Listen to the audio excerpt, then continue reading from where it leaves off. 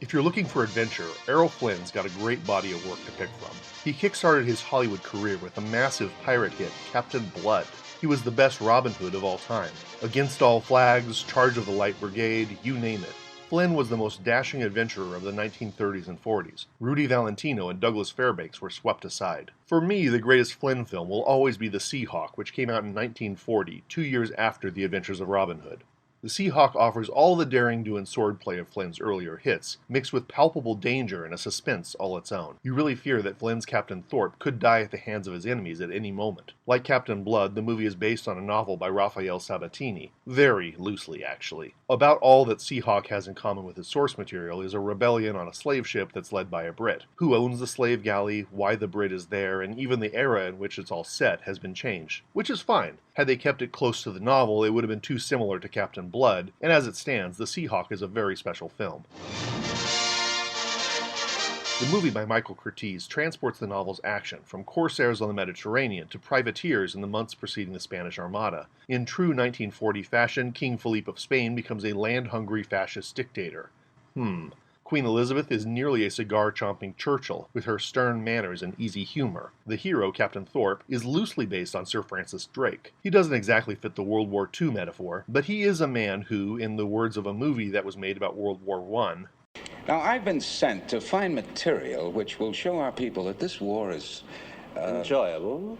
well, hardly that, sir, but to show it in its more adventurous aspects. You are looking for a figure who will draw your country towards war. All right? Yes. Captain Thorpe does show war in its more adventurous aspects. Galleons of gold, the New World, the Queen and a monkey. It's all thrilling stuff. Thorpe, just like Robin of Locksley and Dr. Peter Blood before him, melts nationalities and social class with a smirk and a quip. Your ship's sinking, Captain. Then we shall drown together. Brave but impractical. Now, we English are practical people. I've no intention of drowning with you. Robin Hood, a Saxon, blurred ethnic lines by romancing a Norman noblewoman, and obliterated class differences by robbing the rich to feed the poor, while being a poor member of the nobility himself. Captain Blood was a middle-class surgeon who united the criminal and upper classes through piracy, and ultimately became governor of Jamaica. Geoffrey Thorpe continues this tradition. He gets on with galley slaves, sailors, foreign nobles, and the Queen herself. He is indifferent to country or social class. It's strange, but it never occurs to me anymore that I'm Spanish and you're English. It doesn't seem important. It isn't. He is very much the ideal American hero, despite being an Englishman played by an Australian. When I say that Thorpe is the ideal American hero, I'm referring to a very specific set of criteria. He's not on a mission from his superiors like James Bond, nor is he fighting for ethnic respect like Ip Man or Wong Fei Hong. Like John McClane or Rambo or Martin Riggs or any number of 80s heroes, Thorpe has the stamp of approval as an agent for his nation, but he works outside of the rules. Like Superman, he fights for an ideal of what his country should be, but disregards nationalism itself, recognizing both heroes on the enemy side and villains on his own side. He works alone and is agile, like Spider-Man, What's up, guys? Did you get your PIN number?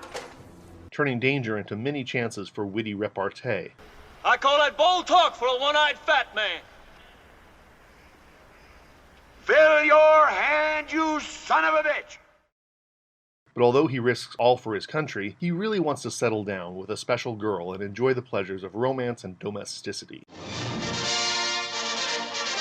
But you don't come to this movie for a lesson on American values, or socio-ethnic equality, or a treatise on America's role in World War II. Captain Thorpe, do you imagine that we are at war with Spain? Your Grace, Spain is at war with the world. You come for swordplay and daring do, and that is delivered. The opening is one of the best tall ships battles in Hollywood history, matched only by Captain Blood and Master and Commander, and maybe the first Pirates of the Caribbean in its campy way. That's followed by suspenseful sequences of the crew trying to snatch a caravan of gold in Panama, and then their enslavement in Spanish galleons. The slave revolt is one of the best thrillers in cinema history. Finally, Thorpe gets back to London and has an epic sword fight showdown with the dastardly Lord Wolfingham, traitor to England. Just fun all around. The cast includes Claude Rains, back from Robin Hood, as the Spanish ambassador, Alan Hale, also back from Robin Hood, as Mr. Pitt, Thorpe's surly first mate, and Una O'Connor as her usual manic lady servant, with way too many opinions, which she's happy to share with everyone. Do yourself a favor someday. Do an Una O'Connor marathon. That woman is distractingly hilarious in everything from Frankenstein to Dickens. He's all right. Please don't. Shut up.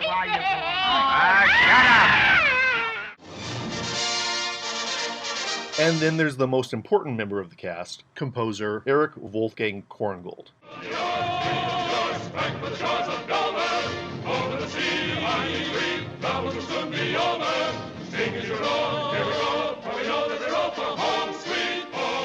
Korngold had done the scores for Captain Blood and Robin Hood, both excellent. He made leitmotifs the cornerstone of Hollywood film scores. So much so that 36 years later, a young guy named George Lucas was looking for a composer who could make his Star Wars feel operatic. "I want a classical score," Lucas had said. "I want the Korngold kind of feel about this thing." His buddy, Steven Spielberg, fresh off of Jaws, recommended John Williams as the new Korngold, and the rest is history. In The Seahawk, he excels. This movie has great music, great special effects, a fun script, and an epic plot. But the real reason you watch The Seahawk is Errol Flynn himself, the perfect swashbuckler, full of bravado, ideals, and vulnerability. This is a good time at the movies.